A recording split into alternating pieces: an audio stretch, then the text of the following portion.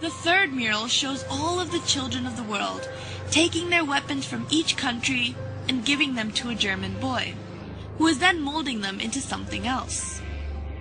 All the children of this scene are of different ethnicity, and all seem to be relieved. The gas mask man in the previous mural is seen dead, and there are two doves perched on his body. The main emphasis of this mural is to show the return of peace after all the killings have taken place, and that there will be no more need for weapons in this perfect world. The final mural has a Jesus-like figure in the middle, who is holding a plant which symbolizes rebirth. All of the people are running towards this man with happy expressions. Animals are freely roaming, and everything seems to be in perfect harmony.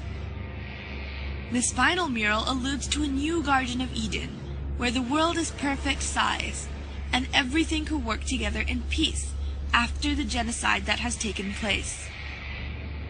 All in all, these murals, when put together, represent the formation of a new world filled with fewer people, and this is also the goal of the New World Order, which has been seen represented throughout various parts of the airport.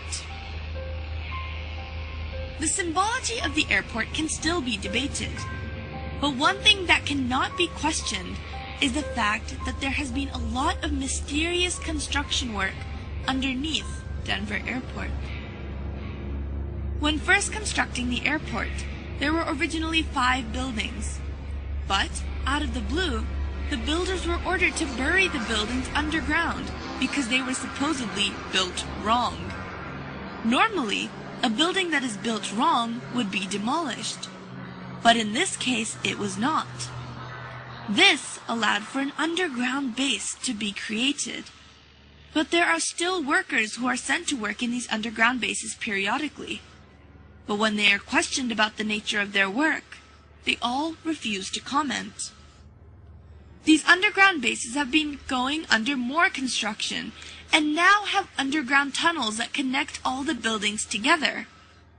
According to a contractor, these tunnels have a strange sprinkler system that was added onto the roofs of the tunnel. But this sprinkler system has no valid use, as these tunnels are concrete and underground.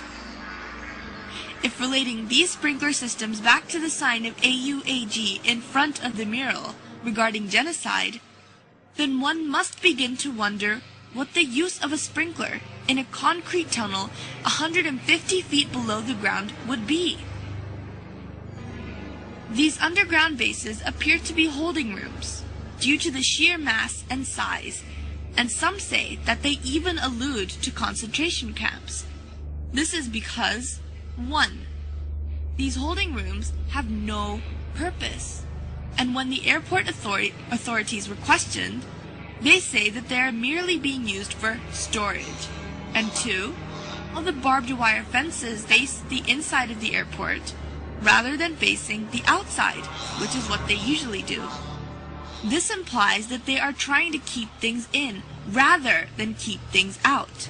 And 3, the sprinkler systems have no use, but they may be related to the deadly virus Australian antigen and the pursuits of the New World Order.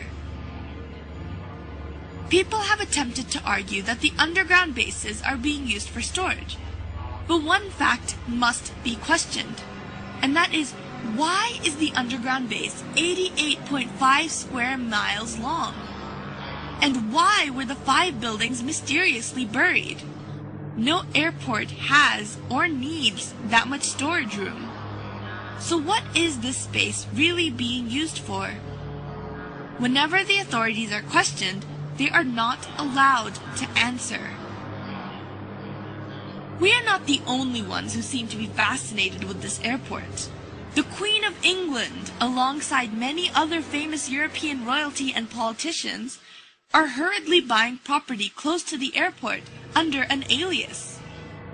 One can only assume that they must feel that there is something significant about this airport in order to do so. It is very easy to dismiss a conspiracy theory, But it is not hard to dismiss cold, hard facts that surround them. The odd happenings in this airport have been called to questions, but all the questions have been dismissed and have not been answered. Is the New World Order really going to attempt to take over? And if they are, does that mean that our own government is involved? Research nowadays can only do so much. Now, only time will tell. This is Zara Malik, News and Views.